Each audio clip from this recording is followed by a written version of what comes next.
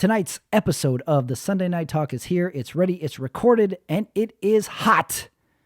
Sunday night Super Wildcard Weekend is here. We recorded it, me and Omar Carmona, and special guest, as you will see.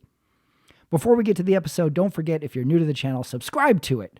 Subscribe to Running It Back. All my videos are on there, my interviews, my opening scene series, which has a new one going up Monday night as well, not to mention my stand-up clips. And speaking of stand-up, I will be at Eno Vino here in Los Angeles the 26th, 7 p.m. Come out, see me do stand-up. It's going to be a lot of fun. Been doing a lot of shows around town, so here's a chance to see me.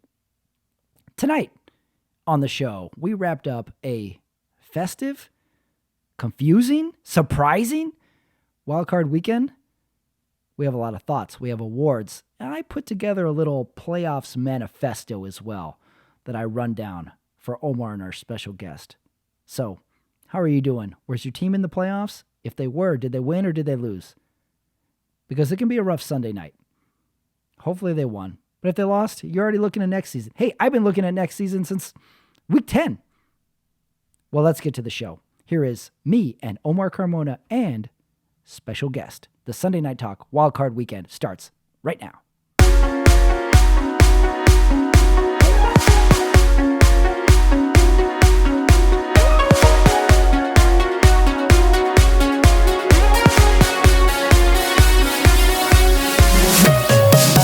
All right, it is Sunday night, 9:08 West Coast time. It was Wild Card Weekend, Super Wild Card Weekend. Diamante Williams is joining the show for the playoffs. Welcome, D. Omar Carmona, as usual, is in the man cave. He joins us for the first round of the Wild Card playoffs. Playoffs? Yes, playoffs. Jim Mora. We are here. So practice. We have so much to discuss. We just wrapped up Baltimore, Cincinnati, Saturday games. There's a Monday night playoff game, Cowboys Bucks. So without any delay, we had the opening, we had the big picture stuff to discuss. It started off with Saturday, and Omar, you were so incessant with your texts about this game. You're texting me Jacksonville, Chargers. You're texting me that Trevor Lawrence is undefeated on Saturdays. You're texting me this is going to be a comeback game. And somehow he keeps it. So, no, but hold on. Halfway through the game, you guys were like, this guy needs to get benched. This guy, I wanted a bench. No, let me explain the inexperienced part. Yeah. Start us off, Omar. Give me your. I want to say this. The system, you got to think, Trevor Lawrence is really a rookie this year. Okay. Yeah. Because, and I say it with all due respect, I say it because he had no coaching last year with Urban Meyer and to finish, because they're just putting things together at that point. So this is really his rookie year. And, this was his first, I thought, really big game. Herbert's played in some big games because, the Chargers have been in contention in recent memory. And so he's had big games against the Kansas City Chiefs. But, there really hasn't been that signature game yet for Trevor Lawrence. And this was it. What a comeback. I mean, what is your idea of a big game? I mean, he just played a Week 18 game to get into the playoffs. That's as big as it gets. Losing to the Raiders the year before. I mean, yeah, what do you call a big game? Yeah, they play the Chiefs. Of course, that's always a big game. That's in your division, but neither one of them had a big game. This is the big game. It was for them. It was the biggest game of their careers. Yes, and you know what? I think heads have to roll in San Diego. I think that coach needs to be fired. I agree. That guy's got to go. Let's go right into that game then, since that was the most exciting Saturday game. Chargers go into the game, no Mike Williams to start. Trevor undefeated on Saturday. Lawrence throwing but picks. You gotta understand why he's not there though. You got to go back to Week 18 on why Mike Williams is not there. Oh, for playing while he didn't need to play? Yeah, they didn't need to play. And there's one of their star wide receivers is not there. Right. So we have that going into the game. No Mike Heads are Williams. rolling. Heads are rolling. It's a battle of the young QBs. And then, much to my surprise, this game was on NBC. Al Michaels is in the booth. And if that's not enough for you, he's joined by Tony Dungy. Did this not throw you off from the start? Like, all right, this game is going to be weird as shit from the start. Al Michaels, who I thought was an Amazon guy, is in the booth now calling an NBC game with human NyQuil Tony Dungy in the booth. I'm confused from the start of this game. And then there's interceptions all over the place in that first half. 3 of them by Asante Samuel. At some point, I was just saying, like, stop throwing it to that side of the field, Trevor Lawrence. He's a stud. That was unbelievable. I felt like this was like, this should have been the Saturday early game. This is going to be a blowout. This is boring. Why are we watching this game? Why we're watching this game is, hello, Jacksonville Jaguars as a franchise. I hope this is the sign of things to come. That 4th and 1 call by Peterson to run the ball that way, I mean, that takes big stones to do what he did. And so I hope it's a sign of things to come. Those years when Jacksonville, the kind of the early darlings, they had Brunell with that AFC championship run. Fred Taylor. And Keenan McCardell, Jimmy Smith, just some good players back then. Boselli. Yeah. Did he murder someone? Who? Didn't he put somebody in the trunk?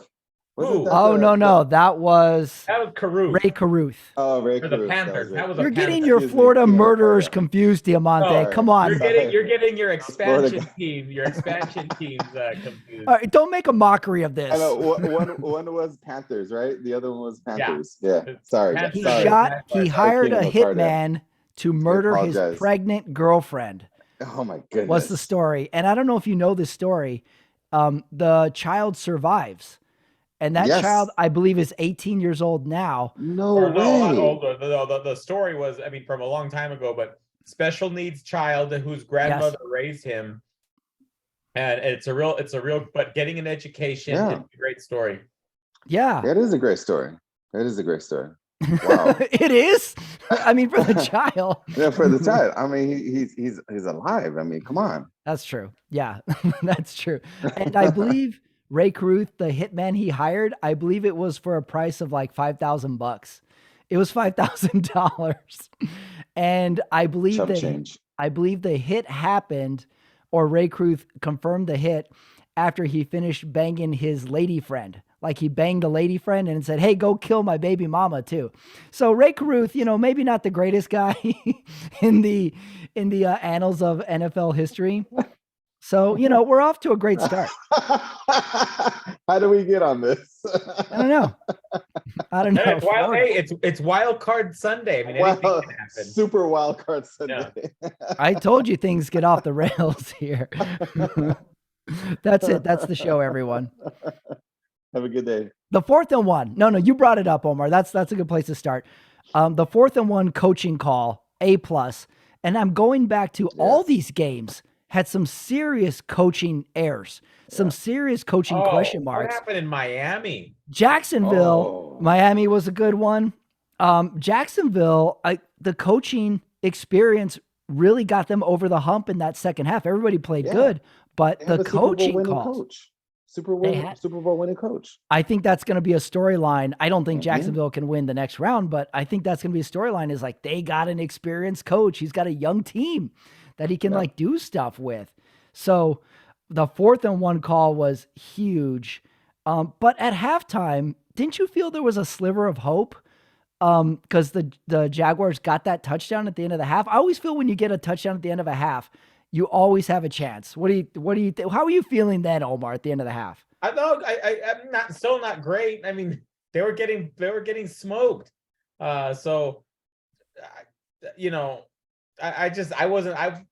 thought the game was over. And again, the Chargers, they were that when we do the brackets come March for the NCAA tournament, the Chargers were my darling. They were my Cinderella that was gonna possibly make it to the AFC Championship game. Gosh. And they really let me down. Well, I don't think it's a bad And, you know, pick. and Matt, I've been a big Justin Herbert fan for You love Justin while Herbert. now. And so I just thought this was going to be a great run. Boy, was I wrong. What about you, D? Halftime, Chargers, Jacksonville. How you feeling? I thought they were dead. I thought Yeah. that was a good touchdown, but the Chargers were just going to come out firing again because they started the game off so well.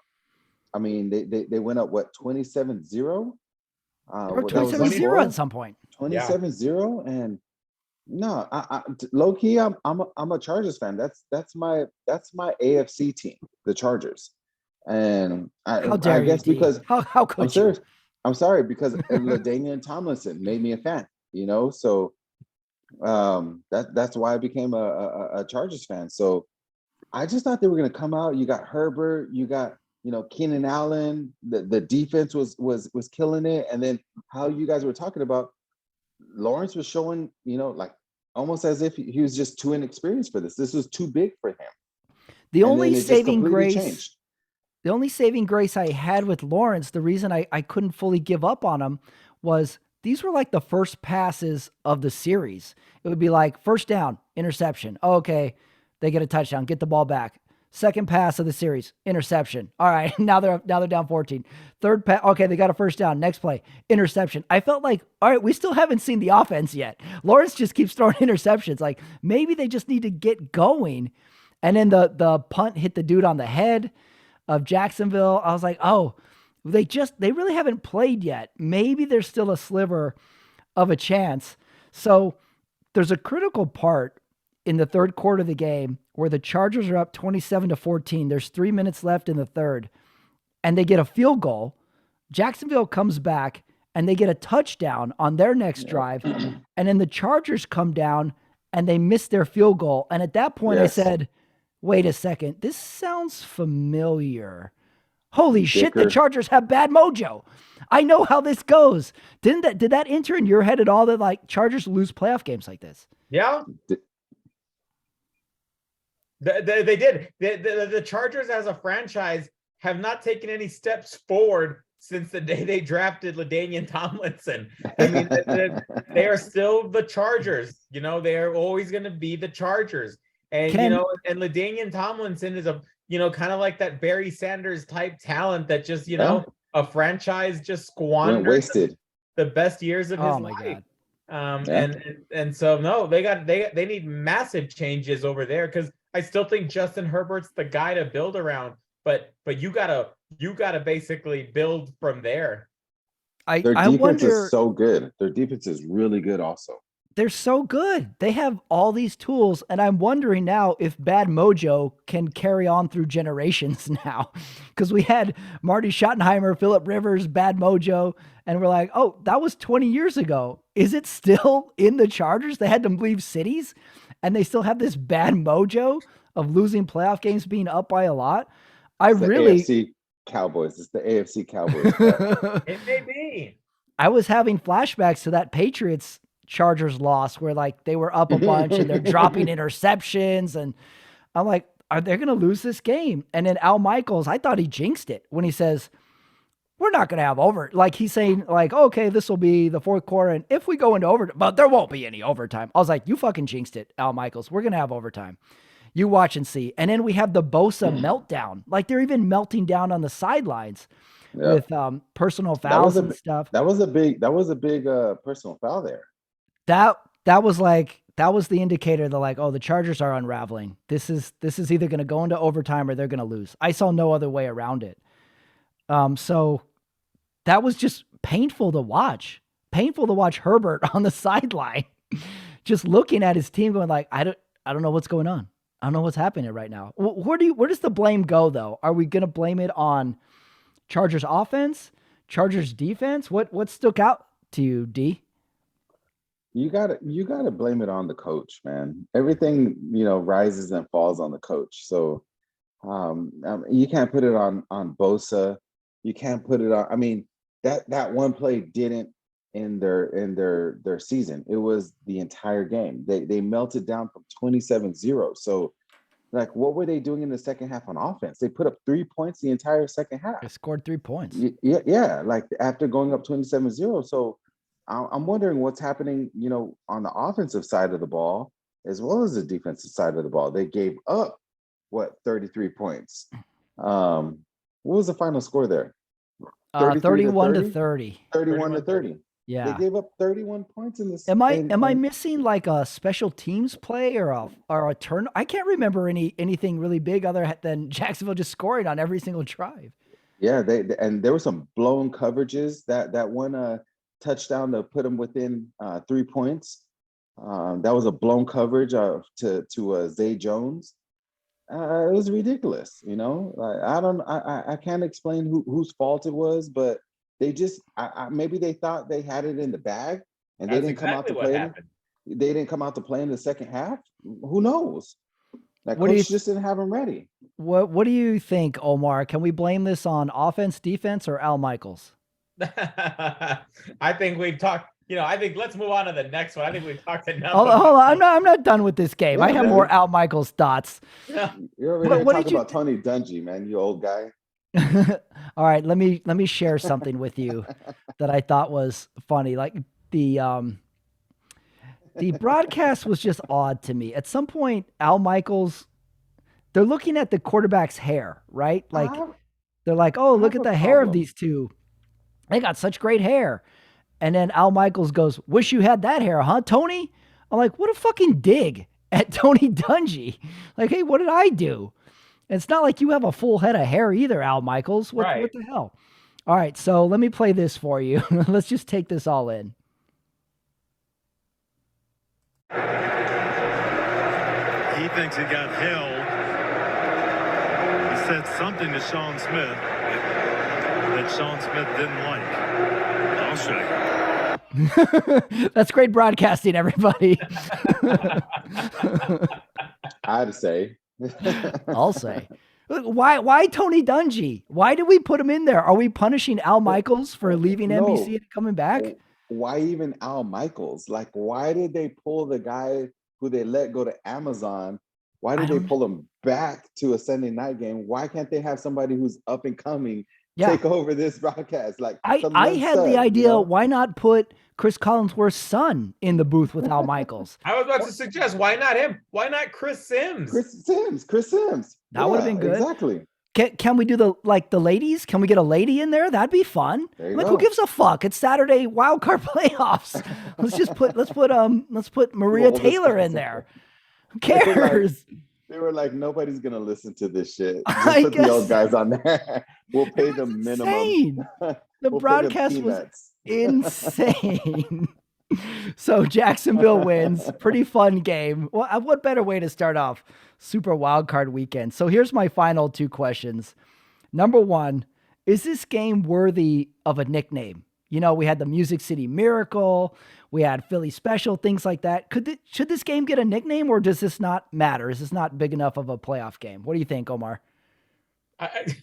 It'd have to be something Saturday related, because it was it's that streak that Lawrence has. But I can't think of anything, because like you said, there wasn't that play. It was just like a beat down for 30 minutes. It was just a beat down for 30 minutes. That's it. It really turned. I mean, we had one half was one game. The second half was another game, which not that big a difference from the 49er game too. And it was just over and done. We're like, oh, Chargers lost. Lost. Al Michaels. And what do you think about this though? Because we have these two young quarterbacks, and I really hope these guys are going to battle it out over the next 10 years because they're so good. The teams are fun. Hey, let's talk about that. This is great for NFL. We got a quarterback generation right now that, this is going to be the likes of that Kelly, Marino, those great Elway battles. I think we're coming, with Herbert, Josh Allen, Joe Burrow, Mahomes has still got a lot of good years left. Lawrence, it's looking up for the quarterback position and these great games down the road. So I'm excited. Brock Purdy, The next Tom Brady. All right, slow your roll. Slow it down, Omar. Slow it down. Fuck, man. Who has? You already upset our guest, Diamante, Omar. Jesus. I don't want to rain on your parade, Omar, it's not because even cold in El Paso. I Take know that you're beanie having. off. I know you're having such a great time, but I don't want to be the guy to remind you your Week 5 quote. The season is over. Well, because I didn't know who Brock Purdy was. That was on my radar. It was over with Jimmy G. I love that quote. And God bless the 49ers who have fallen ass backwards into success after success this year. Maybe that's a sign of a good coach. I want to give you credit. He's a great coach. I think he's the best coach in the league. Final question on Chargers Jacksonville. Who do you think has the better hair, Trevor Lawrence or Justin Herbert? I'm gonna go Joey Bosa. No. I'm gonna go Herbert. Why Herbert? That commercial that he was on during the second half looked good. I like the style. What about you, D? Who's got better hair? Like I said, Joey Bosa has better hair. He's got way more hang time in the back of his helmet than anybody else. Wow, write and vote. You're already going off script, D. But hang time. I'm inclined to agree with Omar. I like Herbert's hair. He's got volume. Just Lawrence has just this stringy flat hair. Yeah, it's flat and straight. Herbert's got volume. You can do a lot more with that. And also remember last year when he just shaved his head in the middle of the season. Guy's got multiple looks going. I need to see Lawrence with a shaved head. Like, what's going on with there? He's got hair that our mom's friends had in the 90s. He's got like a 38-year-old woman's hair, and it's very shiny. Lawrence is in a humid climate, and his shit still doesn't have volume. Oh, so that's a good point. Straight down. Oh, that's a damn good point. He's in a humid climate, and he's still got very straight hair. Wow. Yep. See, I told you we'd tackle the important stuff. Well, that was Jacksonville Chargers. That kicked off the playoffs. Weekend. I know, playoffs.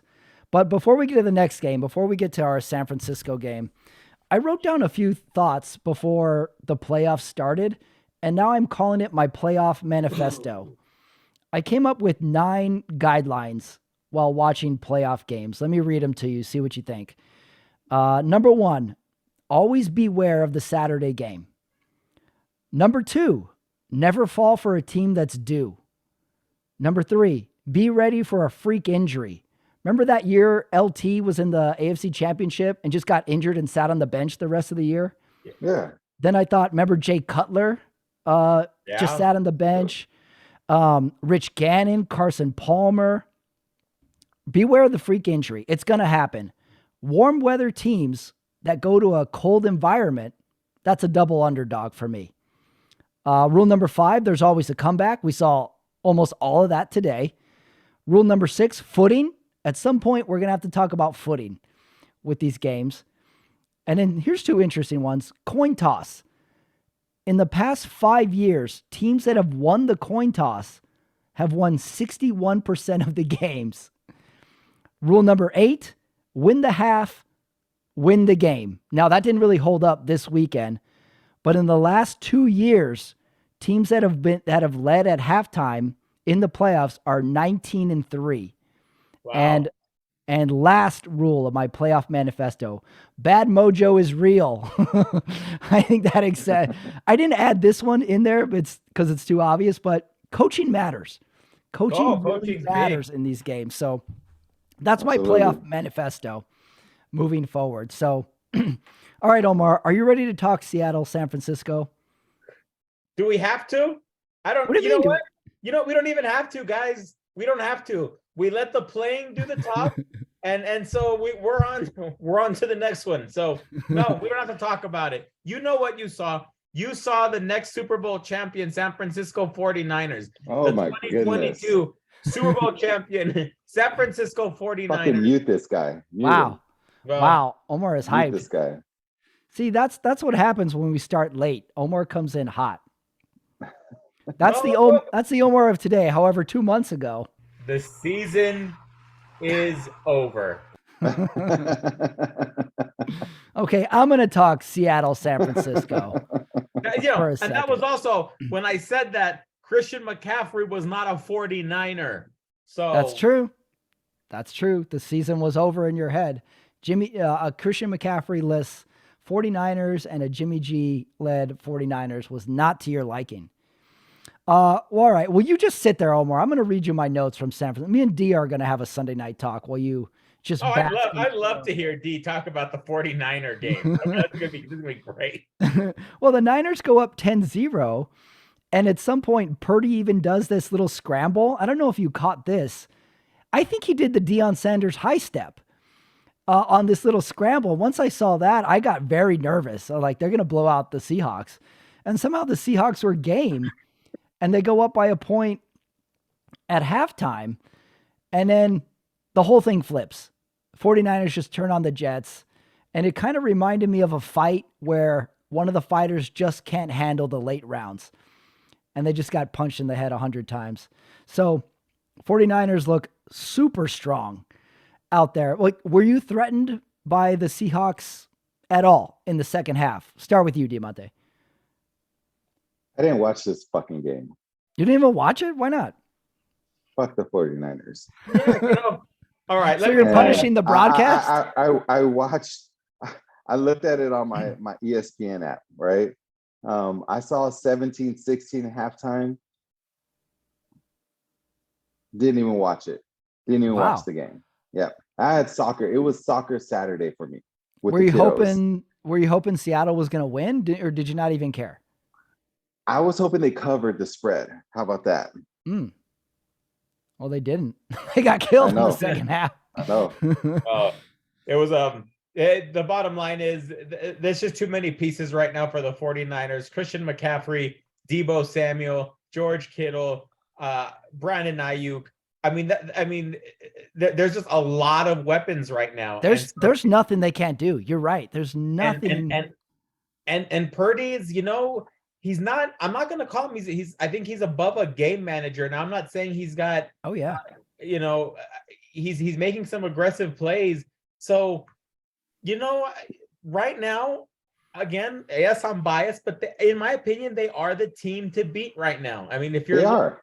So they are. This is going to be, but Shanahan has choked in some really big games already, and so the bigger the stage gets, Shanahan, let's see how he holds up. But we'll see. As a Cowboys fan, we would rather see Philly than to see the 49ers right now. Oh, I agree. And I'll give the Cowboys. I think they're a much better team than the Philadelphia Eagles are right now. I do anticipate at some point. I think there's going to be a Cowboy 49er showdown regardless. This was headed for a playoff. We knew this was going to happen. We didn't know what round it was going to come in, but now it looks like it should come next week. Yep. Okay. But again, I'm not going to count out. We'll get to that, but I'm not going to count out Tom Brady, but we can move on. 49ers dominant. Nick Bosa, obviously the better Bosa, the smarter Bosa. And our defense is just also playing extremely great football. Here's a question. Off season for the Seattle Seahawks. At some point, is Pete Carroll still the guy moving forward? Are we still? Yeah, that's tough. Gino, great year that he set the all-time franchise record for passing. Geno Smith did that. He beat Russell Wilson's records, and you're still not comfortable with him leading the team. You're still not comfortable moving forward. Yeah. And so. I think that's an interesting franchise, It really is. Because if you think about it, just them getting into the playoffs from the beginning of the year till now, you got to think like, hey, that's pretty good. They lost their franchise quarterback. That's pretty good. They got it. And the first half of the season, we were like, they're going to win the division. And then they tailed off the second half of the season. I have it. I don't want to step on. I have that later coming up. Seattle futures of losing teams coming up. I got a couple notes on this Seattle game. Number one note, there's a player on Seattle's team called Kobe Bryant. We need to think of something else to call this guy besides Kobe Bryant, because every time the announcer says Kobe Bryant on the tackle, I'm like, what? Kobe Bryant defend. I'm like, what? We need a nickname for this guy. We can't have two Kobe Bryants. That's too confusing. And then I thought the big swing of this game was Seattle was in at least field goal range.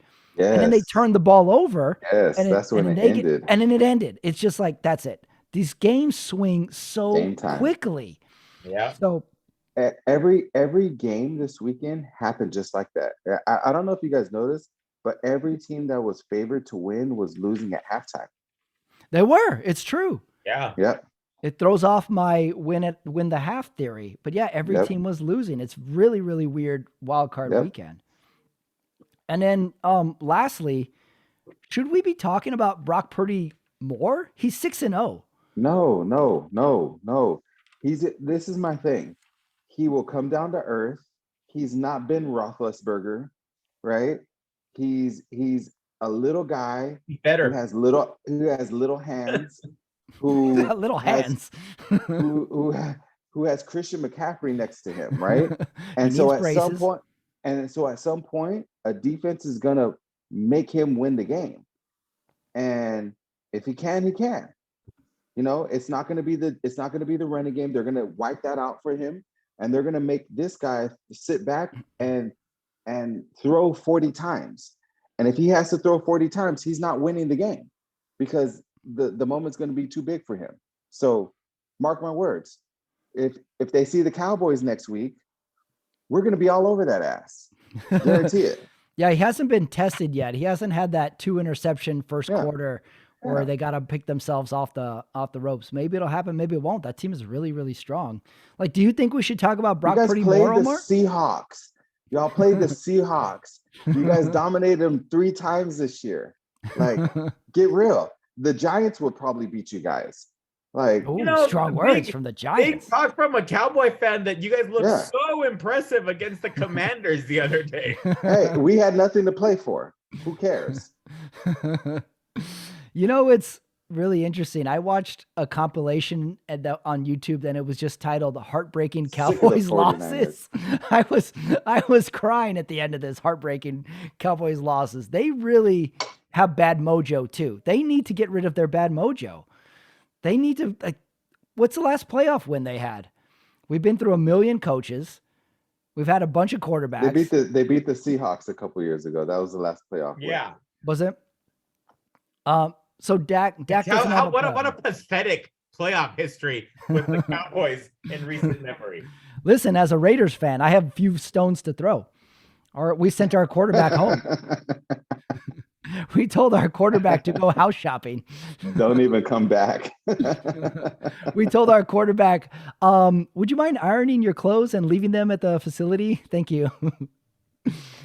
Well, Brock Purdy is 6-0, Omar. I don't know you want to get too hyped on him yet, but I know deep down you are very excited, and the season is not over. I am looking for Brock Purdy jerseys tomorrow. I am getting an authentic one. I was going to ask, how close are we to a Brock Purdy jersey? We're getting one tomorrow. Jeez, wow. I know you in jerseys. Wait till next Sunday. I cannot wait till next Sunday. I know you in jerseys. I know you don't mess around. So you actually getting a jersey. How many 49er jerseys do you own? Which ones do you have? I can't even tell you how many I own. The latest one. So you have a lot. Oh yeah, I guess the last one of the new team I had, I did have a Jimmy G jersey. But I still have the old ones, the Patrick Willis jersey. That's my favorite. My favorite is Patrick Willis. Hopefully get some Hall of Fame consideration, these next few weeks. So we'll see. Oh, I didn't know you had so many jerseys. Okay, so this makes sense. All right. But the only one you'll see me wear though is the Montana. That's why. That's the only one I've seen you. That's so the what only do you do? One I wear. Well, what do you do with the other ones? You just drape yourself in them when no one's around. Why do you have these jerseys? Yeah. Much. This is odd behavior. These playoffs We're off to a very odd start. Playoffs? I know. I don't know what to say. It's a wild card weekend. All right. Well, Purdy's 6-0. I want to talk Miami Buffalo because this was my biggest head scratcher of the day. So we have Miami Buffalo 7 seed at the number 2 seed. No Tua. We have Skylar Thompson playing. Buffalo gets a touchdown. Then they get the turnover. So they end up going up 17 points right away. And somehow Miami crawls back into this game. I thought this was the best game of the weekend. I really did. I thought this was the best game. What did you think? Start with you, Dibate. I thought it was a great game. They overachieved the Definitely. Dolphins. Yeah, I didn't think that was going to be that close at all. I don't know if they overachieved or if Buffalo underachieved. Right. And if they bring that type of game next week, they're not going anywhere. Buffalo's not going to make it to the championship like everybody has them written in. Yeah, a lot of mistakes by Buffalo. Definitely. But you have to understand that was a division game, and Miami's played them tough. They split the series this year, I think. Or I think they beat them twice. I don't know. No. I know they Miami beat won them that once. early season. Yeah, run. but Yep. Miami won the first one. Yep. Yeah, the one with And then Buffalo won a close one on a Monday night. Yep. They just So they might play be 'em those tough. franchises that always play tough against each other, no Yeah. matter Look, the record. this was an impressive exhibition by the Dolphins. They had no business playing that game Nope. close. With Skylar Thompson, no business to be in that game. And Yep. and Mostert, their star running back, he's not playing. So this had the recipe for a big Bills blowout. And I think this is more an indictment on the Bills. They didn't really show up. They didn't really show up like and roll them like we thought. And a lot of questions. I'm sure they've had the biggest roller coaster. These last 2 weeks have just been insane for them. But I'm sure it's not easy. I'm sure there's a lot of adrenaline. But they're just gonna have to figure out how they're gonna manage that adrenaline and that stress. And put up a consistent performance, because this was not a good performance today. Yep. Miami They should have definitely lost today. They should have lost. Yeah, today. I was gonna say, did you really think Miami could win this game? Because I They could have did. won the game. They could have won They the should game. have won the game. Yeah. Yeah, Miami overperformed. I had in there, I thought the game turned when Josh Allen throws the interception. And then while the interception's being returned, he kind of gets in a fight with the other players because they're like kind of blocking him. That was kind of the moment in like a Rocky movie when Rocky cuts the Russian and there's like blood and you're like, oh, wait a second. This is a fight. Like we're in a dog fight now. Throw the records out. This is going to be a game. I don't remember a game where we debated what was a catch so many fucking times. I think we did it 10 different times with catches in this game. We're like, oh, that's a great catch. And then they look at it. Nope, that wasn't a catch. Oh, that was on the sideline. Nope, that was a catch. And I've never heard this. What's it called? The rapid replay or the executive replay or the what is I'm it glad called? they're doing that. It has a name. I can't call it. Yep, it does. Yeah, it's something where they just look at it and they're like, no, get it right. And you don't have to use a challenge. And they do it pretty quickly. They're like, okay, this is what it is. All right, reset it. And then we go on. They really have this system down. As much as like we've complained about instant replay over the last, 100 years, the system really was efficient this time. And I don't know if coaches need to challenge things anymore. You just sort of like get it right on the field. Someone tells them. So, and then we have the big momentum swing for Miami. That is really the scoop and score when Josh Allen fumbles the ball and Miami takes it in the end zone. Oh my goodness. Replay assist. I thought it was Replay going to be assist is what it's called. Okay. Go I ahead. thought that was the turning point for the Dolphins. I really thought they were going to win the game at that point. Because Buffalo couldn't move the ball. They moved the ball the very first quarter, and then after that, they couldn't move the ball. And with as well as Skylar Thompson played above his ability, like he missed a couple of them, and Romo points it out Like, oh, he had this guy if he just waited a second. And it leads me to the idea of like, can teams just like put in Romo like if they want? And you're like, all right, tell you what, we'll give you 5 roster spots, but we got to put in Tony Romo for a play when we want. And then Romo can play quarterback. I think that'd be fun. He can play all-time quarterback for That'd be any good. team. Let me tell you something. That Shanahan tree of coaches are doing a really good job with backup quarterbacks. Yeah, that's true. Shanahan, I give Shanahan his props because he knows how to call plays. He knows how to run a team, knows how to prepare a quarterback. And then you're seeing his protege, McDaniels over there in Miami doing the exact same thing, running the ball. Obviously, he has some really good receivers, but he's doing this with Skylar Thompson. Like, really? Yeah. Like, you're in a Teddy playoff Bridgewater. game, like Teddy Bridgewater, he's horrible. But we all thought Tua was dead. Shots fired, Teddy Bridgewater. We all thought Tua was Interesting nobody. take moving forward for the Dolphins. I don't know how sold the Dolphins are on Tua moving forward. I could see them possibly dangling him for a trade. They could.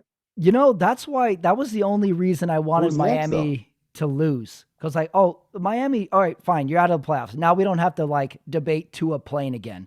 The guy's had 3 concussions in 1 year. Like, you should not He be needs to playing. retire. He really does. This is too dangerous. So I'm like, I'm glad Miami was out. It was like, all right, this isn't even a consideration. He's too little for the game. He's too little. Yeah. Well, that was going to be my question with this game. A healthy Tua, does he win this game? Because I didn't think so. You think so? Yeah, I think so. He's got an arm. What did Thompson do run. that Tua could do better? Nothing. Yeah, I didn't think so. I thought Thompson played to like a first stringer level. He missed a few passes here and there, but I thought he really elevated his game. Credit to the defense as well. Played really well. I think it was just confidence. I think it's confidence. I think maybe Tua has a little bit of a better arm than Skyler. But I think Tua wins that game. The way the Bills played, I'm not impressed with the Bills. They're like the Bengals to me. I'm not impressed with the Bengals either. Whoa, here we go. We'll get to that game. I think Diamante just hates the AFC. Mahomes is the champ over there, and the Bengals, they don't impress me. The Bills don't impress me. Well, who's next? Who am I missing? What's the 4th team? The Jaguars? No, come on, man. Mr. Saturday Night doesn't impress you? He's undefeated man. on Saturdays. Ben, never mess with someone on a heater. All right, let's go to the end of the game, the end of Miami game. Miami burns 2 timeouts to save delay of game penalties. Coach's fault. It's 3rd and 10. They convert it. It's 4th and 1. They get a delay of game. Now it's 4th and 6. They don't convert it. It's, excuse me. It's not in my manifesto, but like coaching matters. You can't get the play in. You burning timeouts to save delay of games. This was a huge mess up. Miami had this game on the table and they couldn't get out of their own way. So go ahead, Omar. I don't know if you guys have seen the Instagram. It's been going around.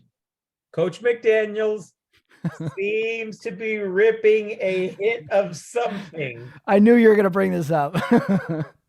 And I don't know. I mean, I'm sure you need something for the stress. I get it. I'm sure it's intense. You want to be relaxed during these big moments to think clearly. But then again, you could be spacing out on the time clock, He's spaced out on the time, that's for sure. If there's one thing we know. He's a rookie coach, guys. He's a rookie coach. Like, the dude came off like he had never had any kind of head coaching experience, came off of a really good team. He's young. How old is he? Like 33? I was going to say 17. He's super young. And then he's a head coach of an NFL team right off the back. Like give the guy some credit, man. Yes, it's his fault, but he's going to learn from it. That guy's a good coach. No, what I'm saying, did you think it? Do you think that was THC he was smoking? I hope so. It would make sense why he couldn't get the plays in. This is, I mean, if You haven't seen the video yet? I seen Nah, I it. haven't. It looks like he's blowing hot air into his hand to warm up. He's ripping But something. but that could have just been an experienced vapor using that method, you know. New York is legal, guys. It is legal in New York. Oh yeah, no, I'm all for it. I'm just saying, do you think that could have played a factor in kind of spacing out on a time clock, on a play clock? It's all possible. You know what though? Like, I'm gonna push back on UD for like he's gonna learn from it. Young head coaches grow up playing Madden all through their childhood. There's no excuse for time management problems. There is no excuse. You have been playing Madden since you were 8 years old. You know how many timeouts you have. You know the play clock. You have to get the play in. It was unpreparedness on his staff's fault, on his staff's side, because that lost them the game. That lost them a 4th and 1 to a 4th and 6 is a huge change. Losing 2 timeouts in the fourth quarter because to save delay of games is a huge mistake. I put it on the coaches on that one. He should have been better. So start with you, Omar. Did Buffalo survive or did they take care of business in this game? They survived. And again, they have the talent. They have the talent to be the Super Bowl champion, in my opinion, this year. So, but not playing like that. So they got to make some adjustments. Where was Stephon Diggs today? That's Yeah. what I want to know. Yeah, what was his stats? I lost track of him. Yeah, he was another one. Tyreek Hill, I thought played a great game. He was helpful. But yeah, Diggs, did he have an average game? Jalen Waddle had a big drop that could have made a huge difference in the game. It was 3rd and 15. That's what I was talking to you about, Pat. Yeah, it was a 3rd and 15, and he dropped the ball on the sideline. I saw that. Oh, now I remember. Yeah, that game was on Miami's racket. They had the serve, and they didn't have enough. They didn't have enough juice in the tank. They were already playing over their head as it was, and they just didn't have that extra to beat a talented team like Buffalo. But, if you're a Super Bowl team, like you always have this hiccup game in your playoff run where you barely survive a game where you should be taking care of business. So maybe the home field, maybe the preparedness, they just had a little bit more than they did than Miami. I mean, I enjoyed it. I love the game. That might have been my favorite game of the weekend. I also love Buffalo, Miami going head. Buffalo in January is just a great place to like watch a game. Everybody looks fucking frozen. The field looks hard, and they just kind of go toe to toe. I liked it. That was a great game. I'm glad Buffalo won, but I'm with you. They survived. They survived that game. Yep. All right, next game.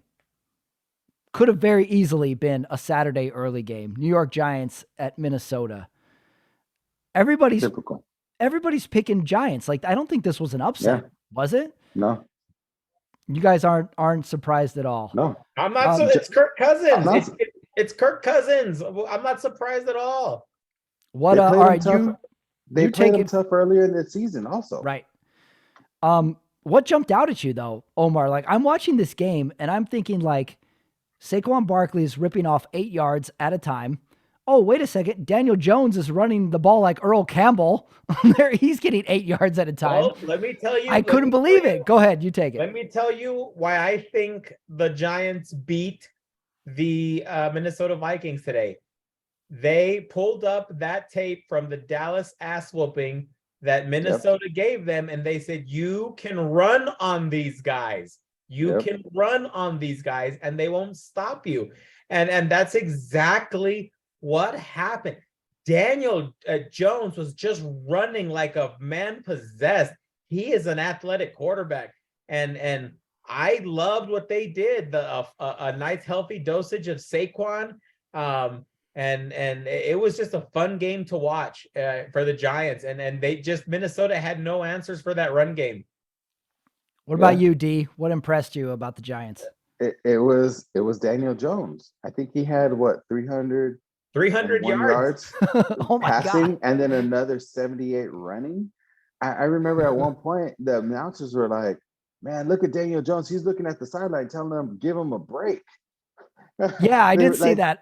they ran him like 4 times in a row off of sweep, like design runs. They were just running sweeps with him, power sweeps. It was weird. Like, What a throwback. yeah, yeah. So that impressed me. Daniel Jones looked good. Look Um, great. yeah, like the Giants didn't look like the Giants that I know that I've seen all year being in the NFC. Like the Vikings make everybody look good for some reason. Um, Yeah, they do. and they were a fake number, what, 3 seed, 3 seed. Yeah, I Um, believe so. yeah, they were gonna get washed up by waxed by anybody. So um Giants did their thing. They sent the Dallas Cowboys to San Francisco next week. That's what they did, and I'm calling it now. Um, so they did what they were supposed to do. That wasn't it wasn't an upset. That was supposed to happen that way. You know what got me on the train of like the Vikings are not here to play is early in the game, the Vikings do a throwback to Kirk Cousins play. Like they hand it off or they do a backwards pass to the receiver and the receiver threw it to Kirk Cousins and he was just going to run with it. It was the most awkward looking play I've ever seen. It was so comical. He got the ball and it was like his legs didn't work and they just tackled him for a 4-yard loss. Right away, I was like, this is not a good sign. This is not a good Did sign. he do this afterwards? He needed to. I was waiting for the Giants to do that, like to mock him at the end of it. You know, I love when people mock each other with their dance moves at the end of it. And then this is what confused me about this game because the Vikings had the ball in the final drive. They could have won this game. But Goodell or the NFL did this thing between the third quarter and the fourth quarter where Roger Goodell comes out onto the field and he awards this kid who's in Vikings gear tickets to the next 3 Super Bowls. And they do it on the field and the crowd goes nuts. I'm like, hey, wait a second. Why don't we just have like a charity sort of award or prize for the home team fan at every single home team game? Get the crowd jazzed between the third and fourth quarter. Like that seems like a weird sort of thing that like could get the crowd going even extra because the little kid is wearing his Kirk Cousins jersey. He gets the big oversized tickets and the kid starts going nuts and the crowd starts going nuts as if the Vikings scored a touchdown. I was like, this, I would do this every single game. If I was a home field manager, like, let's just get a Make-A-Wish kid. Let's award him something. And then we'll just start the fourth quarter from there. That would be awesome. Don't you think? You should try that. Goodell's out there giving hugs. I think you really thought this through. I tell you, I watch everything but these games sometimes. I get hung up on commercials. I guess being a Raiders fan, you'd have to. Hey, Yeah, we're you got nothing gonna else to do. we're gonna steal Skylar Thompson from the Dolphins next year. We're gonna steal everybody. Hey, but where was Justin Jefferson today? Is what I want to know. Yeah, what happened to him? What's going on there? And again, I'm not. It's Kirk Cousins. He's got. What was his stat line? He did I get don't a know. touchdown. He did get a touchdown. And I think he had a normal Kirk Cousins game, but just not enough to like win. But did you see the final play where Kirk Cousins, it's 4th and 8, and he throws a 3-yard out to a what tight was end? that? What was that about? I don't know what was going on. I'm telling you, I'm just not sold on Kirk Cousins. I think he's just an average quarterback, and the Vikings are never gonna get past this point with Kirk Cousins. They need to draft. They need to draft a young quarterback, even if it means trading up some spots. But they got to get somebody in there that's going to be the future of this franchise. Now it's making me very nervous that the Raiders are going to pick up Kirk Cousins in the offseason. Listen, why would you? Don't put that into the air, Omar. This is Kirk Cousins has a starting, running back in Dalvin Cook. At the ends, he's got Justin Madison's Jefferson a stud too, and Adam Thielen and Hawkinson is one of the better tight ends in the league, and you're not putting up points with this group. Yeah, they traded for Hawkinson, right? 24-31, they lose. This stat threw me off. Someone throws it out there. Minnesota is 11-0 in one-score games. So I was like, oh, what's this about? Jesus. And then I thought I got the bad mojo vibe when the Giants had the ball. It's like 3rd and 8 or something, and they need to convert, and then they can run out the clock. And Jones puts a ball perfectly in the arms of that Slayton receiver, and he drops it. And now they have to punt. And I'm like, oh, great. The Giants blew it. That was their That's the chance. They typical. could have closed it That's- out. They blew it. That's what I thought it was going to be like the And then typical Giants move. And then the Vikings get the bullshit roughing the passer penalty. I'm like, That oh, was great. not bullshit. That was a good call. It Really? was? I felt that was a good call. You can't I think if you called it because of the contact with the helmet, then I could possibly see that. But if you called it for the swing, no, that would have been a terrible call. Yeah, I thought it was a play where you don't call that in a playoff game. But every comeback has a BS penalty somewhere in there. I was like, oh, great, they got the penalty. They're going to tie this game up. And then it's 4th and 8, and Cousins throws a 4-yard pass. So do we blame coaching? Do we blame Kirk Cousins? Or could we can just blame everybody. But I don't think there could have been a better ending to a Kirk Cousins loss than throwing it 4 yards on a 4th and 8 play. That was rough. That was rough. Giants get the win. They were the better team. I don't think there's any arguing that. Yeah. But they controlled that game. They did. Giants win. They move on. Big credit to Brian Dabo, who I finally have figured out his name. It took me all season to figure it out what that guy's name is. He's a great coach. He's from Yeah, Buffalo, right? Yep. I think so.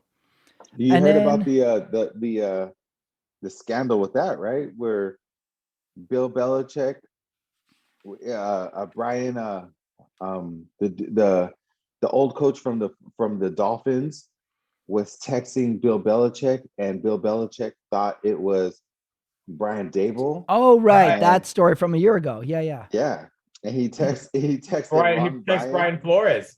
Yeah, Brian Flores saying congratulations on getting the job before anybody heard about it, and it was Brian. He meant to send it to Brian Dable. Was his next text? Don't worry, Kirk Cousins will throw it short on 4th and 8. All right, last game of the day, the one we just watched, Baltimore at Cincinnati. I love this game because Cincinnati goes up 9-0. Lamar Jackson is not playing. We still don't know if Lamar Jackson is hurt or he doesn't want to play. I don't think it really matters at this point. But this was like a classic, like just old school defense, hard hitting game going back and forth. There was a lot of hits in this game where the receiver gets crunched and lays on the ground for a couple of seconds and then gets up. The Bengals lose 3 offensive linemen somehow in this game as well. That was scary. And then I wrote at some point, Taylor Huntley goes full Tony Romo with the fumble, and then he picks it up and gets a first down. Very impressive play. But hey, Yeah. For me, can I say what to me the biggest news of this game is? Because I think we expected the Bengals to win, and big surprise, they won a tough game.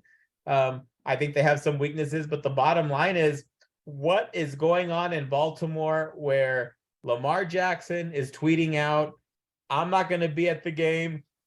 Usually it's the team that announces that. Lamar took that upon himself to do that. And just not to be there for your teammate for a playoff game. I don't know, man. I think he may have played his last game in Baltimore. Might be. I mean, I wonder when all the I dust didn't know settles. that happened. I didn't know that either. I wonder when all the dust settles if we're going to have like an Allen Iverson situation where like, man, that guy was so good. He could never get it together. He could never be on the right team. And at some point you go, well, maybe it was him. But, you know, I don't get what's going on with him. He's his own agent. right. He has no endorsements. I don't know what's going on. Like, I didn't give him my overparenting award, but like somebody needs to sit him down and be like, maybe we can help you out better than what you're doing now. Let me take some stress off of you. I don't know. What do you think, Omar? You're going to say something. You know, I don't know. I don't know how to answer. I don't know who he's surrounding himself with, because even though he doesn't He's a have Florida guy. He's a Florida guy. Yeah, I mean, yeah, it's true. I don't know. I don't know what to make of it, but you know, that's I mean, definitely he is a talented guy, and maybe that not maybe that's a totally different ball game with a healthy Lamar Jackson against the Cincinnati Bengals. You know, as good a job I think as Huntley did.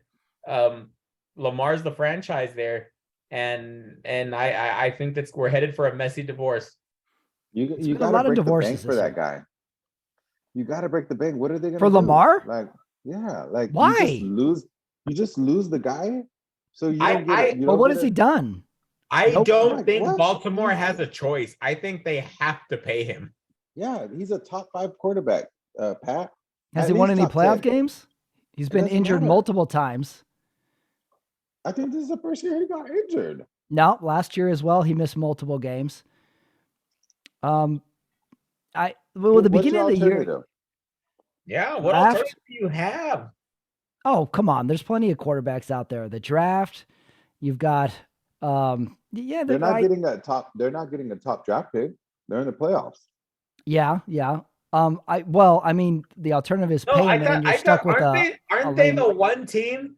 I think they have a number 5 pick, don't they? Oh, maybe. Yeah, I saw the Because draft of a order. They might trade. be I in think there. I saw that they have a number 5 pick because of a trade. Well, What trade? I don't know. Someone will have to bring it up and see the draft order. There's a couple in there. Or maybe it was the Dolphins. It was definitely a team that played today. Well, I think there's an argument for Lamar and against, is what I'm saying. He hasn't won any playoff games. He's injury prone, seems to hate playing football. Probably doesn't help the cause. But I mean, he's a extremely Seattle. awesome Seattle talent. has Was it Seattle? Yeah. Yeah. And it was one of the, it was a playoff team that had so I was confused.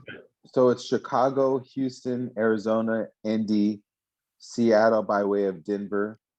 The Russell Lions. Right. There you go. Yep. Lions by way of the Rams. Vegas, Atlanta, Carolina. The Eagles by way of New Orleans, Tennessee. Texans by way of the Browns, Jets, New England, Green Bay, Washington, Pittsburgh, Detroit again. That's what's happening. It's a team that has a lot of questions in the offseason. They need to figure out this Lamar thing.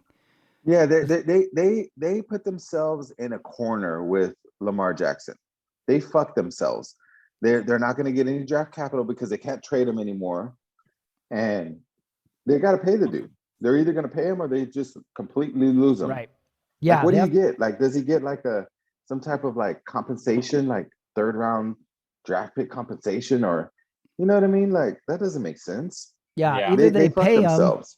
and either they pay him and he underperforms, or they try and trade him, they can't, and then they're stuck with him as an asset. So they're in a tough spot with him. I don't know what's going on. They'll pay him. I think they end up. They have to. What did Kyler Murray get paid? He got paid a huge much. amount. Too much money. That guy hadn't done anything. So the top paying quarterbacks didn't even make the playoffs this year. Let me tell you that Kyler Murray was so awful that his coach gets fired and takes a one-way ticket to Thailand. Says, "Get me out of this place. Get me the fuck up out of here." You know, I saw that headline and I didn't give him my, who won the week award, but I think he gets the who won the business decision award of the week. Cause like, screw it. I'm fired. I'm leaving the country. Nobody call me. I don't like sports anymore. He's just out. Just fucking leaves. What a baller. That might've been his best coaching of the year. Kyler Murray, cheers. Kyler Murray better do something about his resume because that's going to be there for a while. Ran a coach off to Thailand on a one-way ticket. It should be on his resume. He's like, oh, I got injured. I had a good first 6 weeks. Oh, and my coach, he left the country. I got him fired and deported. I love it. Okay, last points on Baltimore, Cincinnati. I like the quote where Chris Collinsworth says about Tyler Huntley. I'm just telling you, Tyler Huntley has made this game competitive. I like that was his props to Tyler Huntley. And then the game is back and forth. What about the roughing the kicker call? Where did you stand on that? Because on the replay, I thought that was not a roughing the kicker. I thought that was very close to the kicker. Was that early in the game? That was in the fourth quarter. That was in the fourth quarter. I didn't see it. I saw it on the ESPN Gamecast because I was putting kids to sleep, so I didn't see it. Yeah, basically the Ravens need to get the ball back. They force a 4th down. They punt it. They rough the kicker. So they get a new set of downs. They stop them again, and they punt it again. And these dummies almost roughed the kicker again. No, that They almost fucker on the second time just flopped. he flopped. tried He to flopped flop. both times, but the second Oh time, my yeah, he goodness. sold it again. And I'm like, in a game where they're throwing flags all over the place, like why not just stay 10 feet away from them?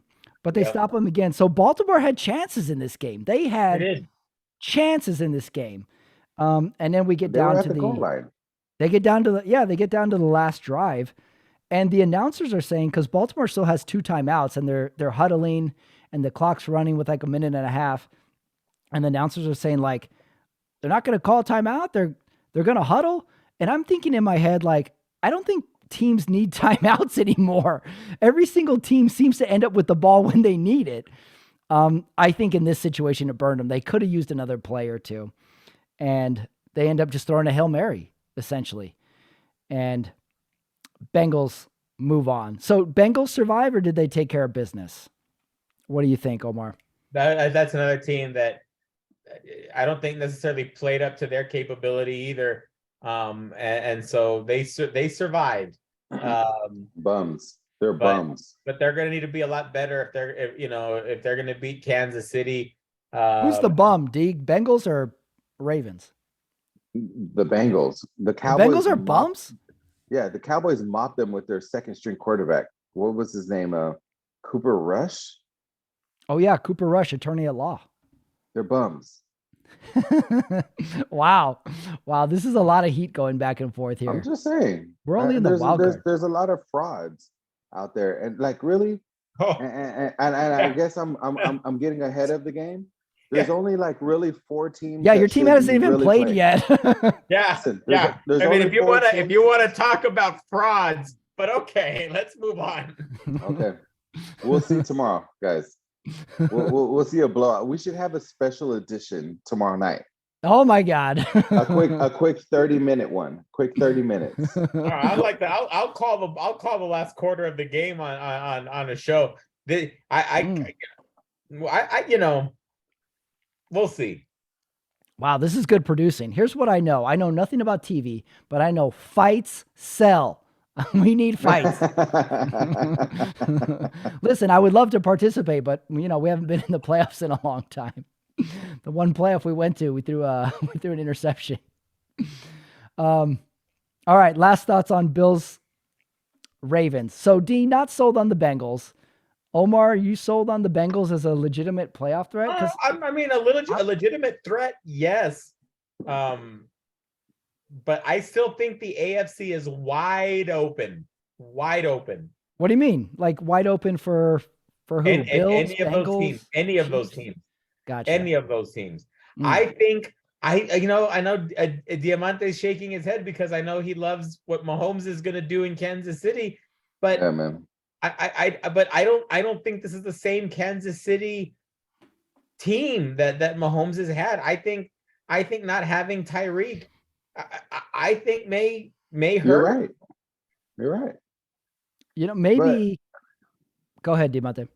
The Bills, they haven't been playing good football the last month. The last month, the Bills have not been playing good football. Mahomes is a baller. I mean, Kelsey, gosh, Kelsey's a stud. I don't see anybody being Mahomes. So I'm maybe telling some you, revenge factor as well from last year. there's maybe 5 teams that should be talked about in the NFL.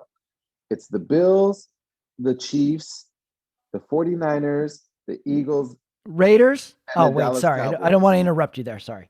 Those are the 5 teams that should be talked about right now. Like, and it should have been like that. It's been like that all year. This has been such a top-heavy year. It's weird. Like, this has been a really tough. Like, this is probably the worst wild card weekend I've seen in a long time. What do you mean? It was Really? great. Yeah, I didn't think it was good. You didn't like the comeback? You didn't like Jacksonville undefeated against- Saturday? Jacksonville beat who? Who did they beat? The Chargers. No, but it was a close game. I mean, it was saying. good football. I mean, That was the best game all weekend. What was the second best game? What about Miami Buffalo? Didn't I guess impress I you. was okay. I guess I was okay, but you Oh, you're being expected too Buffalo to win. hard. I mean, you expect it, but we all know that the division round is really the best weekend of football. Everybody knows that. Yeah, it's going to be a true test Yeah, next week. yeah. That's for sure. I just thought the wild card weekend was kind of weak this year. Well, I Like mean, Seattle, we Seattle have a got blown out. we have a Like, get seven out of seed here. in the playoffs now. We're ready Ooh. for like a weird game. I mean, the only thing I would say though, like, it's top heavy. Cincinnati is 3-0 against the Chiefs the last 3 years. Weird you're shit right. happens in the playoffs. Are they playing the Chiefs? Are they playing the Chiefs? No, they next go week? against Buffalo, so they got to get Yeah. past Buffalo first if they're going to even play the Chiefs. So maybe the Chiefs won the week to be like, hey, you guys, yeah, go ahead, beat each other up in the wild card round. Yeah. We get the bye. So that's why wild card weekend's great though. Look at all this crazy shit we can talk about. It was all right. It was it was mediocre. Well, we still got one game to go tomorrow. I don't know if you know Yeah. that, D. Yeah, For wild everybody card. will be watching. We all know that. Well, that was wild card weekend. And Playoffs? yes, that was wild card weekend. So we covered the games, but before we get to the awards, we always have a weekly game. And since we have 3 people on the show this week, I have a special game for us. Uh-oh. Omar Carmona, you're a 49er fan. Diamante Williams, you're a Cowboy fan. There is a strong possibility that your teams are going to play each other in the playoffs this year. So this game is called Do You Know Your Opponent? I sent you guys questions beforehand. You answered them. I'm going to see, Omar, if you know about Diamante, and Diamante, I'm going to see if you know about Omar. So I got some questions for you. I'm going to ask you questions about your opponent. I'm going to see how well you do. So here we go. Let's start with Omar. You're going to answer questions about Diamante. Okay. I'm going to see if you're right or not. Okay, so here we go.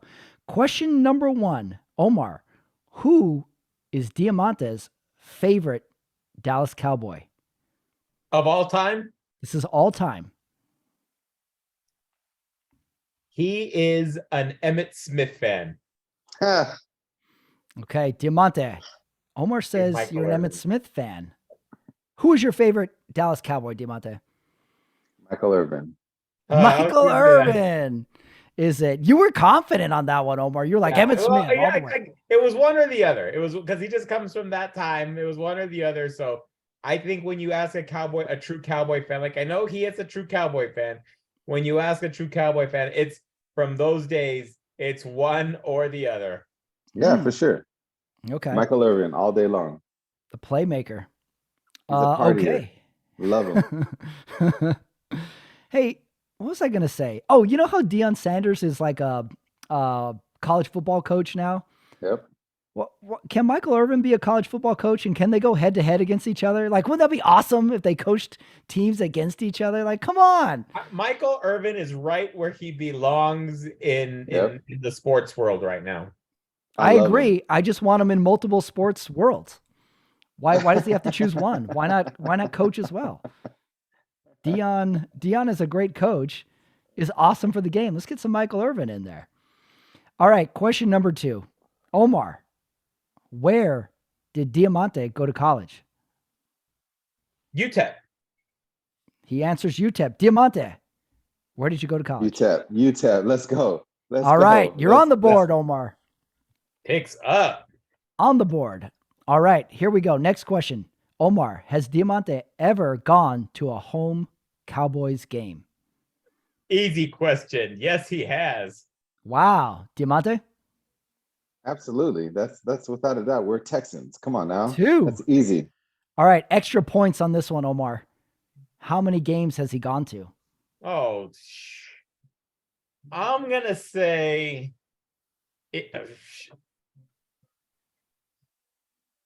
Diamante's been to at least 10 games. Diamante, how many games have you been to? That's a good guess. It's been 5 though. 5 games. 5 games. It's a lot of games. All right, now we get into the tougher questions. Omar, who is Diamante's least favorite Dallas Cowboy of all time? This one I had a tough time only because of possible embarrassment to the franchise. I was either gonna go Leon Lett, okay, or there was another I was thinking of, Drew Bledsoe. You're Oh, never wow. gonna guess this one. Well, you You're didn't never pick gonna one. guess this. You got to pick Yeah. one. Drew Bledsoe. Drew Bledsoe. Diamante, who was your least favorite Cowboy? Fucking Cole Beasley. Oh, Cole Really? Beasley. Tough. Yes, that fucking punk. He's a punk. You hate him. I can't stand that guy, man. You know when he started his career with the Cowboys, he quit in training camp. Like he quit. Like he quit in training camp. Like he said, I'm done. I'm retired. I'm not even gonna do this. And then he ended up coming back and they had a good career with us. His most famous catch is probably like week 17 against the Giants, where he caught that touchdown in the end zone. But this asshole is a rapper also. Oh, that's a tough one. You're not a fan of the white rappers, D? No, I'm not. The only Who's one. your favorite white rapper? Eminem. You can Eminem. That's an easy one. You have to choose between Eminem and some guy whose name I don't know. Very, very tough choice. And then he talked all that shit about COVID, about the vaccine. So that guy was like Diamante's no, showing some he's a cards no-go. here. He's a Wow. no-go. All right, no go on Cole Beasley. No go on Cole Beasley. For Diamante. You can have him, Buffalo. You can have him. Wow. Last question, Omar. Who are Diamante's top 3 Dallas Cowboys coaches in any order? Jimmy Johnson, Bill Parcells, and Tom Landry. Okay, Diamante, That was your pretty top good. 3 coaches? You had the first 2 right. Jimmy Johnson, Bill Parcells, and I'm gonna give credit to Mike McCarthy right now. Oh, what a loser! You're a loser. I was shocked by that too. I'm like, really? Mike McCarthy? No Tom Landry? I have to. You don't Wow. go back to back 12 and 5 seasons being a scrub coach in America's team. Okay. I was surprised by it. I couldn't believe it. No, for real. Like Red Ball hasn't done it. You know, he hasn't done it. The last coach to do it was Jimmy Johnson. So why? I mean, you can talk about Tom Landry, but I didn't grow up in that era. That's not my favorite coach. All right. No Chan Gailey? No. How close or how far down do you have Jason Garrett on your list? Oh man, he's the worst. Okay, finally. Okay, I'm like back to Barry normal Switzer. now. I like Barry Switzer. Switzer better. I would want Dave Campo, Chan Gailey over Jason Campo. Garrett. Forgot about that. It's All right, funny Omar, how you got everybody knows the Cowboys are coaches. You know, they don't even know their own coaches. Love it. Love it.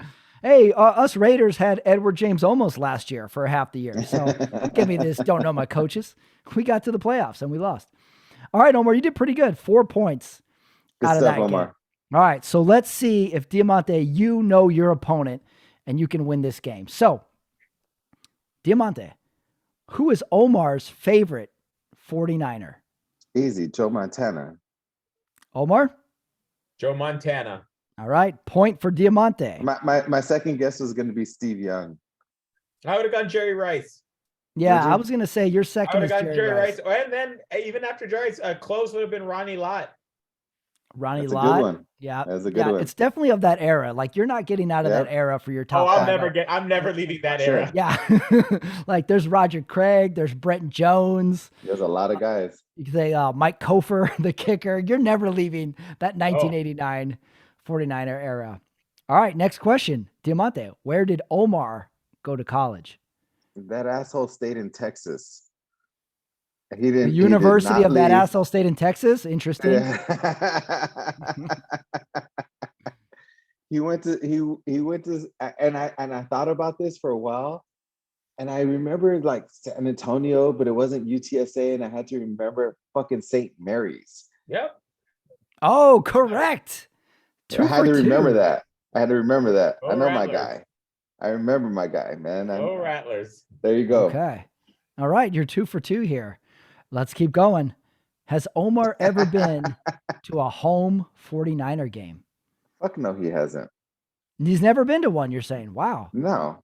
Okay. Now he's never been to San Francisco in San Francisco. Maybe wait. What? I didn't understand that statement. He's never been to San Francisco in San Francisco? No, he's never been to San Francisco 49er game in San Francisco. He's been to a 49er game maybe like in Arizona. Okay. All right. So I'm gonna wait for you to tell me. I bet you he's been to a Boston Red Sox game before he went to a 49er game. Wow, you're getting personal here. I am. So you're going no, he's never been. I'm going no. Final answer, no. All right. Yeah. Omar, have you ever been to a 49er home game? I proposed on the Cowboys Niners in Candlestick. Wow. 2011 matchup where Tony Romo did lead the Dallas Cowboys over the San Francisco 49ers in the last Cowboy game in Candlestick. And you still got married? It was an overtime. It was an overtime. I remember that game. I forgot that. Was it Harris? Jesse Holly ran yes, that long back inside the 2-yard line, and it was over after that.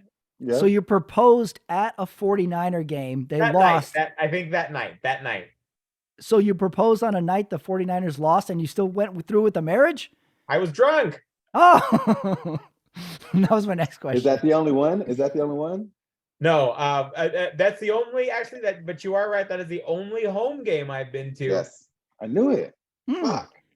Well, close.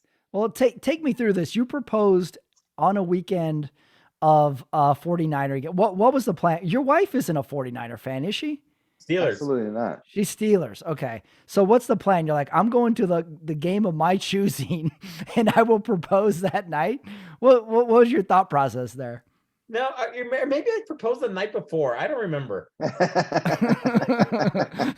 Well, that was your drinking days. Yeah. That was before the Heineken. Tell Dana I said hello. Tell Dana I tell said her. cheers. And your wife's a Steelers fan. I can't understand this. I can't understand you couples. I can see her being a Steelers fan. I She's totally can. All her family's from Latrobe, Pennsylvania. So that's okay. where the Steelers have their summer camp and all that.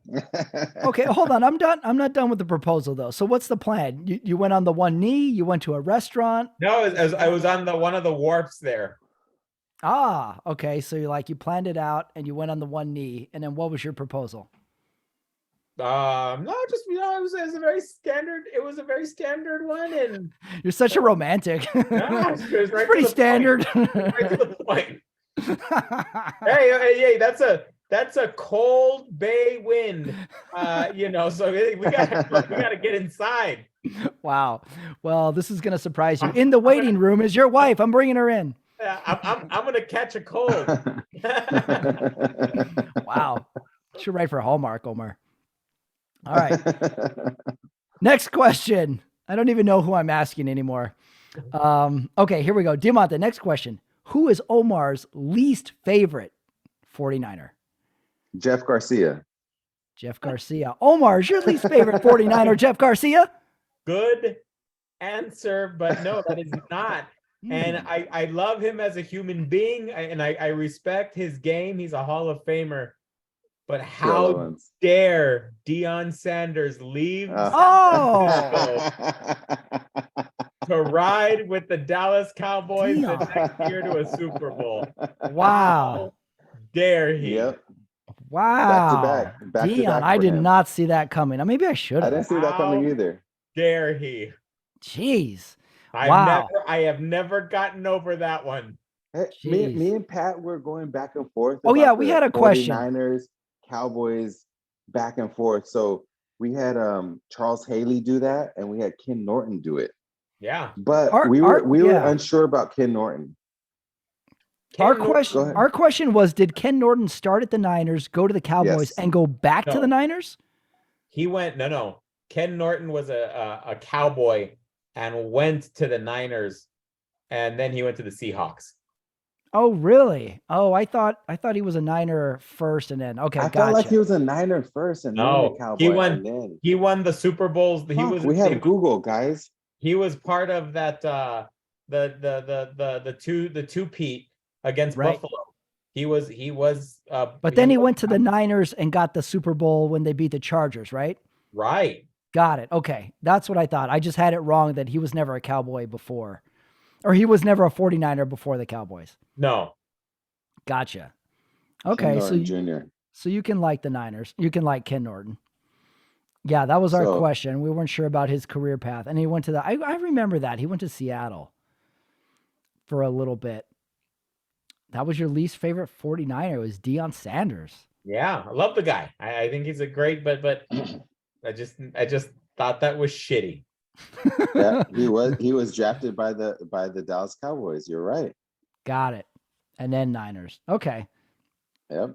All right. Well, our score is 2-4. That means this last question, because each coach is worth a point, could give you the win, Diamante. Who are Omar's top 3 49er head coaches? Obviously, Seifert.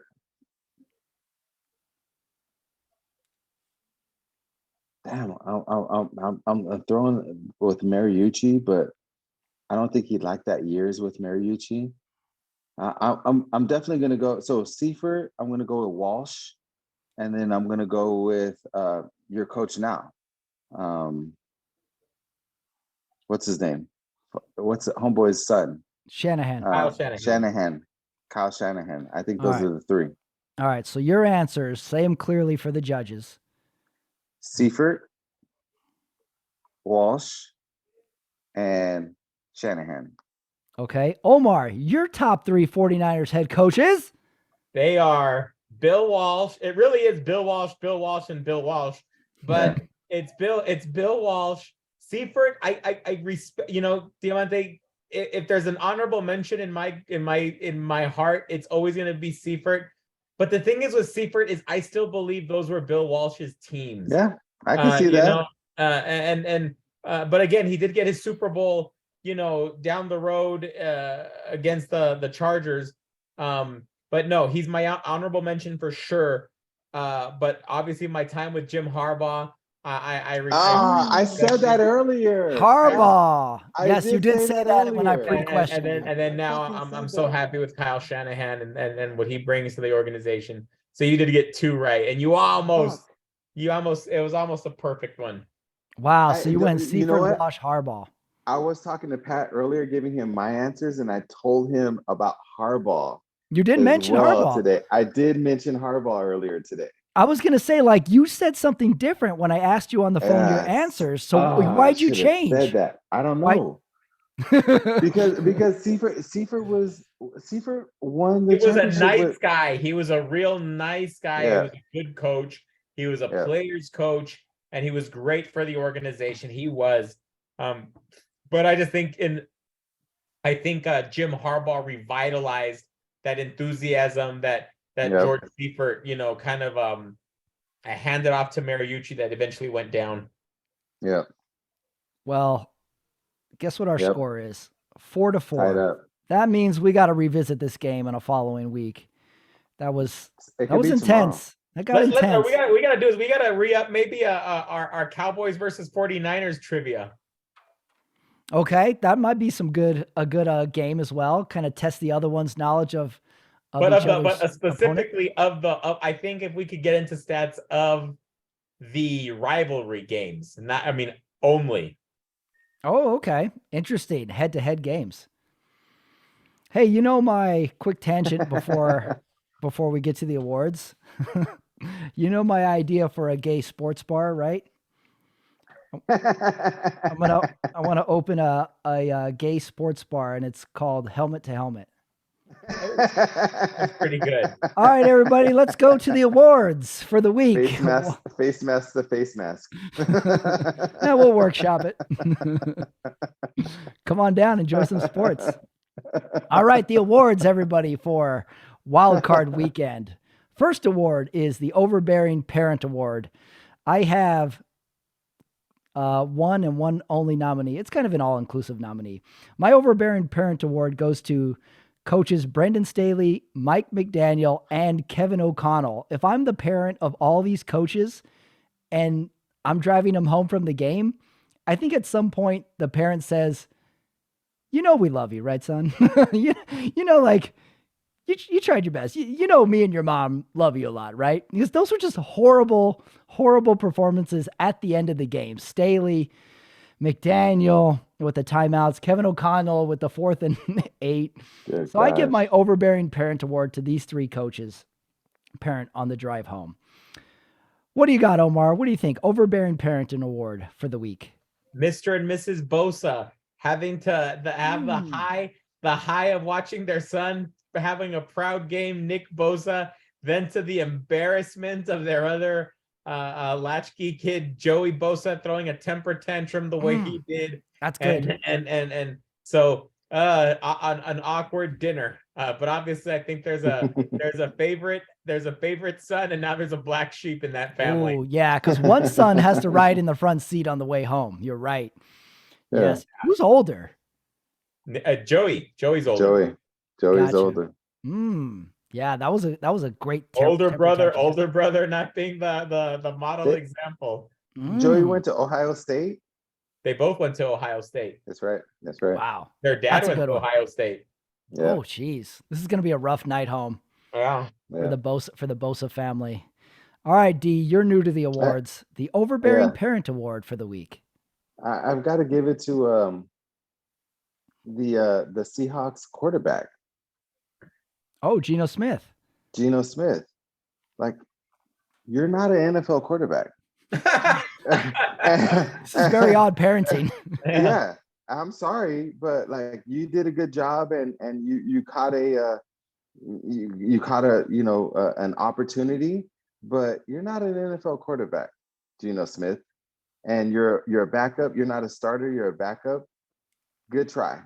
We'll give you the participation trophy.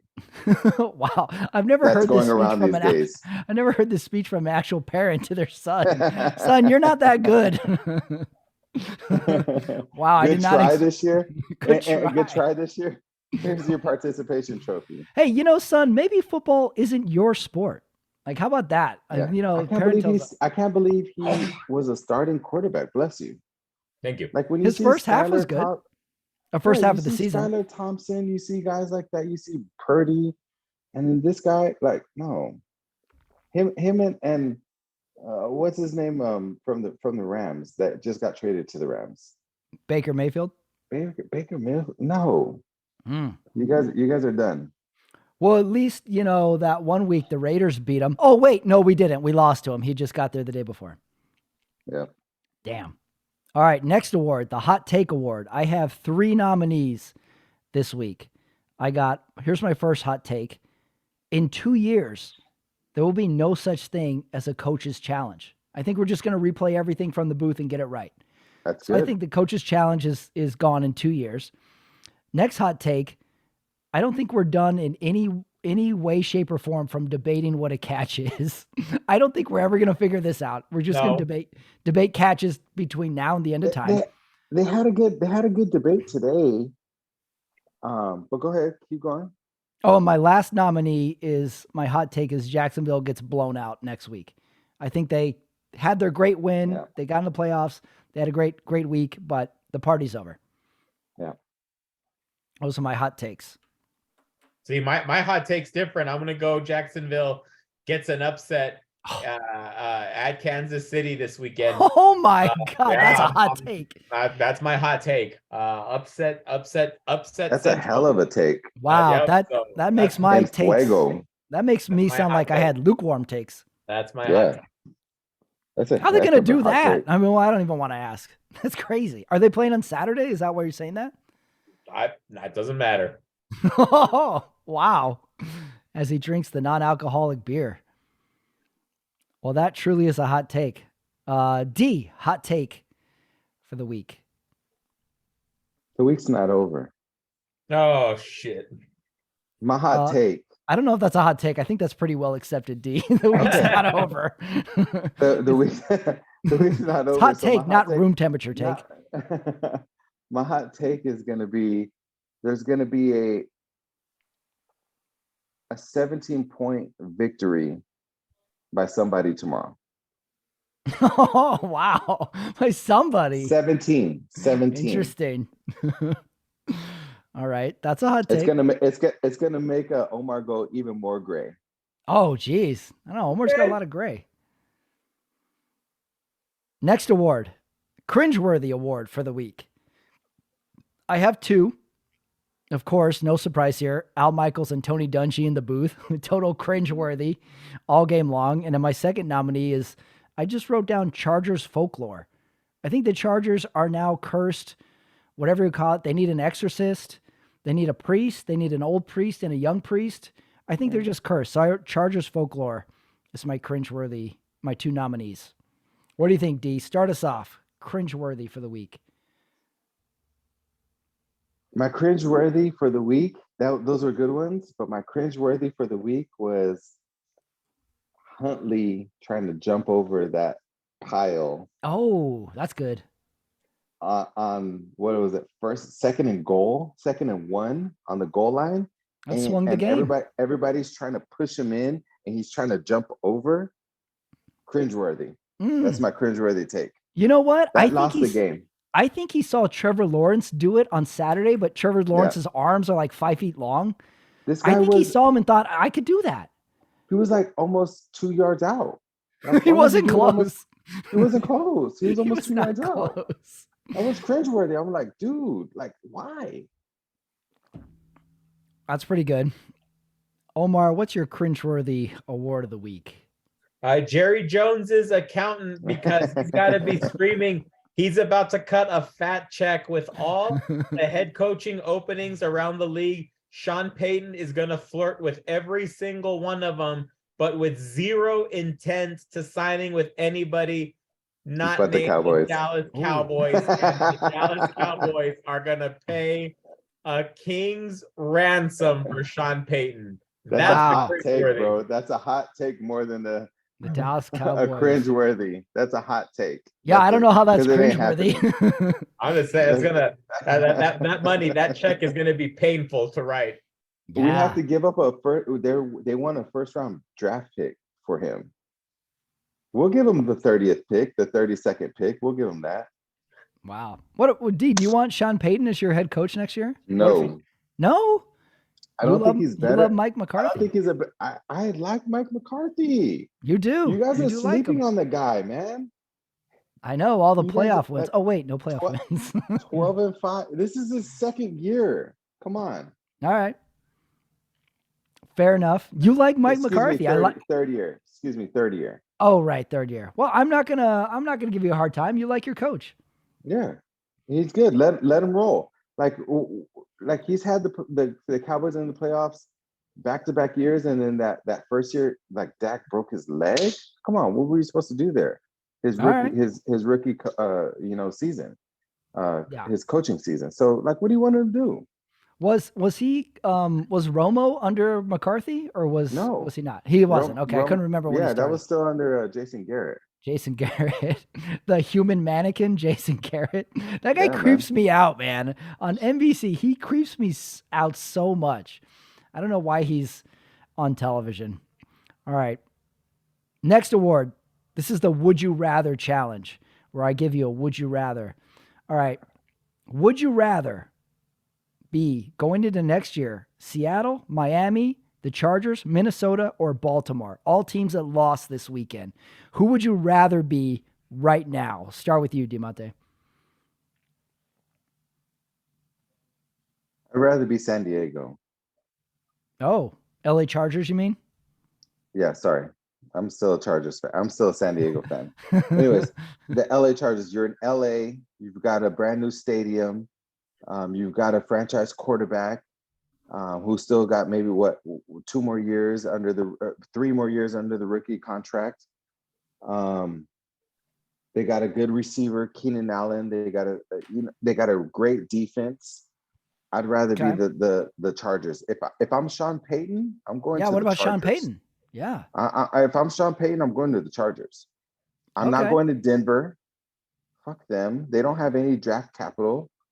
I'm going to LA Chargers. Okay, that's a good pick. All right. Mm-hmm. Omar, who would you rather be of all these teams that lost this weekend? Miami, although I'm not totally sold on Tua, but I think the pieces are there for Miami to build a contending team.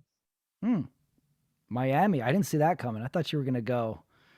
I thought you were going to go Minnesota for some weird reason. Kind of like a tear down. Like, I'm going to go Minnesota. I say they got to get rid of Cousins. Wow. Where Does do you think Miami Cousins? have a first round draft pick? I don't know. I have no idea. I knew Baltimore and Seattle weren't going to be on anybody's list. Okay, next award. Trying to think who I would pick. Yeah, I'd go Chargers too. All right. No, anyway, by the way, Miami forfeited their draft pick this year wow. because of the shit that happened with Brian Flores. Oh, right. Oh. Interesting. Somebody text him.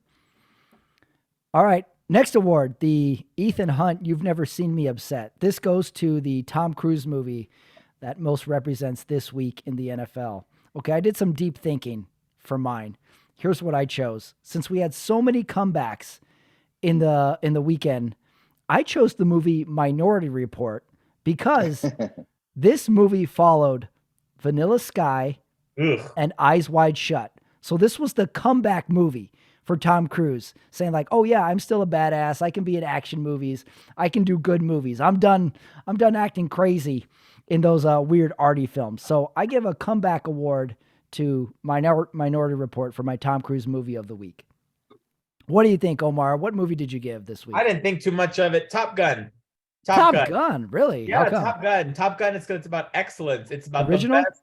It's about the best of the best, right? Right? And it's the 49ers. They're the top gun right now. Get out of here, man. Get out of here, man. The best. Hey, gosh. You know what? One day, Omar, we got to do some line readings from Top Gun. I feel like we could nail a few scenes, don't you think? I think so. Did you guys watch the new one, by the way? Yeah. Oh yeah, of course. I haven't seen it. I haven't seen the new one. Whoa. Whoa, hot take. Hot take. Diamante hasn't seen Top Gun Maverick. You've seen the original though, right? Yeah. Well, come on now. All right. I'm an 80s baby. Stop the nonsense. Wow. People getting angry on this Zoom. Take it easy. All right, Diamante, you're new to the category. So what Tom Cruise movie do you give for this week in the NFL and why? How come Tom Cruise has been rolling for 3 years on this fucking same podcast, Pat? Because we're Tom Cruise crazy. What are we going to do? A Mark Harmon movie? I'm going to go Mission Impossible because this entire weekend was Mission Impossible. And which one? Nothing. All the games. All of them. All 6 of them. No. Mission Impossible 1. Like they're just. It wasn't happening for anybody. The only person that nobody conquered what they went out there to conquer, man. And it was Mission Impossible for everybody. It was a shitty weekend. Oh, yes, we had a couple. So you're saying they didn't accomplish any missions? No. Wow. Taking a hard 90-degree turn on this weekend. Yeah. Wow. It was the worst weekend, wildcard weekend I've seen. I wasted my time. Wow. This is a hot takes all over the place there. Waste of Diamante's time, he says. Wow. Wasted my time. Right. All right. Well, that leads us to Monday night. You know, it's not Monday Night Football. It's Monday Night Playoff Football. So, Diamante, we always do the Monday night questions to wrap up the show. And this week is extra special because we got your team playing Monday night. So, here we go. I have questions for you and Omar, and we're going to go rapid fire. Are you ready? Ready. Question for you, Omar. Question number 1. If Brock Purdy has a bad game, do the 49ers have enough to overcome? Absolutely. Diamante, question number 2. Trevor Lawrence, liability or burgeoning superstar? Burgeoning superstar. Omar, are the Bills beatable? Unfortunately, yes. Unfortunately. I'm rooting for them. Oh, right. Diamante, will we see Eli Manning in the Giants owner's box next week? No. Oh, really? No, Eli. No, Omar, you're shaking your head too. No? No. All right, these last two questions are for you, Diamante, because they are pertain to Monday night, your Cowboys at Buccaneers.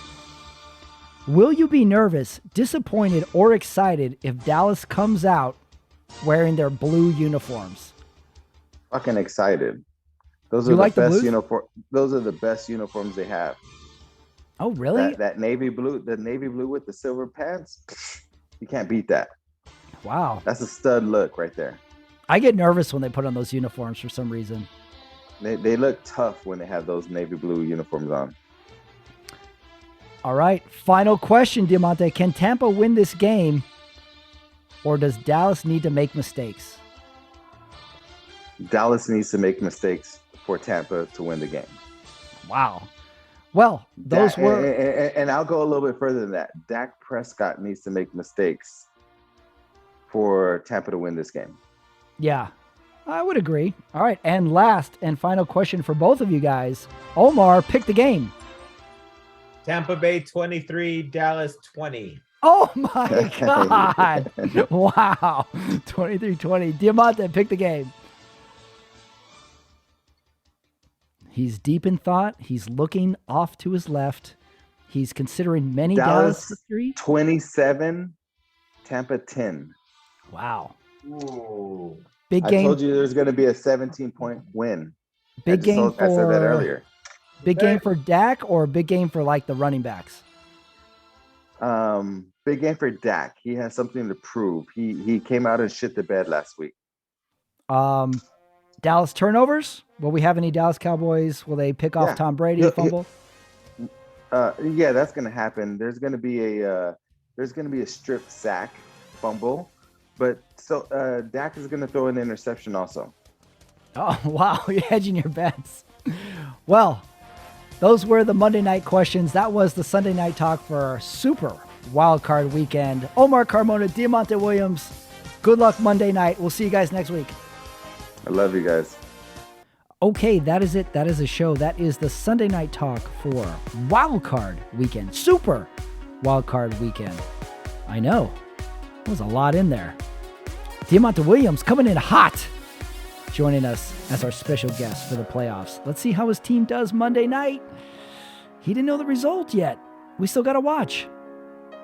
I had a lot of fun this wildcard weekend. Omar is extremely confident. Thank you for listening, everybody. But don't forget, subscribe to the channel, Running It Back. Every subscriber counts. And if you want to see me do live stand-up comedy the 26th, I am at Eno Vino at 7 p.m. Contact me for coming. Contact me if you need details. Come see stand-up. Well, the Sunday night talk is all wrapped up. We know the winners. We know the losers. On to the divisional round. I can't wait. Monday night, still in question though. So watch, and we will be here next Sunday to wrap it up on the Sunday night talk. See you then.